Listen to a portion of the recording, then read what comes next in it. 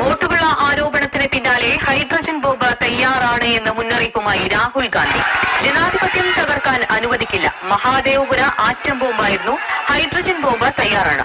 BJP കാത്തിരിക്കുമെന്നും Rahul Gandhi പറഞ്ഞു. Bomb തുറന്നാൽ മോദി മുഖം മറയ്ക്കേണ്ടി വരുമെന്നും ബീഹാറിൽ വോട്ടധികാര യാത്രയുടെ സമാപന സമ്മേളനത്തിൽ മോദി പറഞ്ഞു. രാഹുൽ പറഞ്ഞു. एटम बम का नाम सुना आपने? उससे बड़ा क्या होता है? एटम बम से बड़ा हाइड्रोजन बम होता है नहीं होता है? माधवपुरा में हमने एटम बम दिखाया था. बीजेपी के लोगों तैयार हो जाओ, हाइड्रोजन बम आ रहा है. और आपने हमारी बात सुनी. മിജി ജോസ് ചേർന്നുണ്ട് കൂടുതൽ വിവരങ്ങളുമായി. മിജി, ഈ ബിജെപിക്കെതിരായ ആരോപണങ്ങൾ ശക്തമാക്കുകയാണ് രാഹുൽ. വോട്ടർ അധികാര യാത്രയുടെ സമാപനത്തിലും വലിയ രീതിയിലുള്ള പരാമർശങ്ങളായിരുന്നു അദ്ദേഹം പറഞ്ഞത്.